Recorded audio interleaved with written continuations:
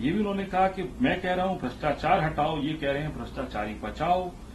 परिवारवाद पे भी उन्होंने साफ तौर पर कहा कि परिवारवाद भी हो रहा है और मेरी लड़ाई मोदी के परिवार के लिए है, पूरे देश के लिए, इन लोगों की अपने लिए है। चौधरी चरण सिंह का भी जिक्र किया कि किसानों की डिसरिस्पेक्ट करती है इंडिया अलायंस, और चौधरी चरण सिंह जी को जब दिया गया भारत रत्न तो भी इन लोगों ने ऐतराज जताया। कैसे देखते हैं? सिर्फ इतना कहूंगा कि अगर ये चुनावी रैली चुनाव का शंखनाद थी उत्तर प्रदेश में तो फ्लॉप हो गई। संख्या के दृष्टिकोण से दोनों रैली देखी जाए तो 1 और 4 का फर्क था रामलीला ग्राउंड। उत्साह के दृष्टिकोण से देखा जाए 1 और 100 का फर्क था। उत्साह से लबरेज से वहां कोई खेल नहीं रहा था। जहां तक सवाल तथ्यों का है तो सही तथ्य हमेशा तोड़ मरोड़ को देने की आदत है प्रधानमंत्री जी की। वरना जो आप ये कह रहे हैं कि भ्रष्टाचारियों के खिलाफ आप लड़ाई लड़ रहे हैं, कहा महाराष्ट्र में, जहां एक दिन पहले भोपाल में आपने कहा था कि 70,000 करोड़ के लुटेरे जेल में होंगे, उन्हें आपने मंत्रिमंडल में पहुंचा दिया, बना दिया उनको वित्त मंत्री। आपने जितने लोगों को बाहर भ्रष्टाचारी कहा उन्हें भाजपा के अंदर लेकर ऐसा उनको डिटर्जेंट पाउडर से ढोला कि आज वो आपके नवरत्नों में शामिल हो गया है। क्या हालत है आसाम के मुख्यमंत्री की? अगर आप देखें तो जो बात मोदी जी ने कही है उस बात में कितना दम है कि आप कहते कुछ हैं, करते कुछ हैं।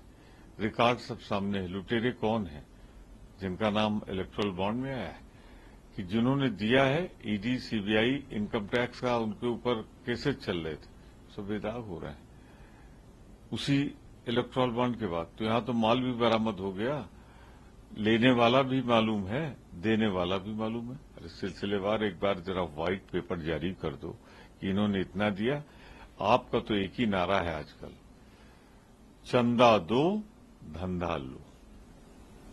सर वो ये भी कह रहे हैं कि ये चुनाव सिर्फ चुनाव नहीं है, ये लड़ाई है उनके लिए जिनके लिए राष्ट्र प्रथम है, या उनके लिए जिनके लिए परिवार प्रथम है। रामलला का भी जिक्र किया कि आज होली मनाई गई रामलला के अंदर। तो आप इन दोनों चीजों पर क्या कहेंगे? इतना ही कहेंगे प्रधानमंत्री जी, आपने तो बनवाया नहीं मंदिर। मंदिर तो सुप्रीम कोर्ट के ऑर्डर से बना। आप जो गड़बड़ी कर सकते थे वो आपने कर दी।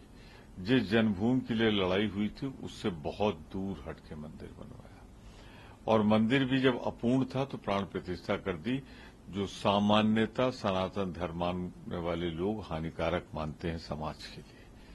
तो आप तो सिर्फ कहने वाले बहादुर हो, करने वाले तो हो नहीं।